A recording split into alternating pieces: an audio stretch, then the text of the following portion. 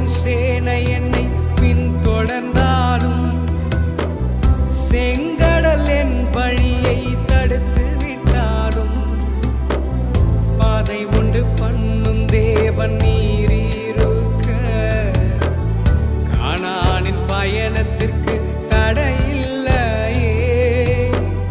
புல்லுள்ள இடங்களில் மேய்த்திடுவீரே, நன்மையும் கிருபையும் தொடர செய்வீர்.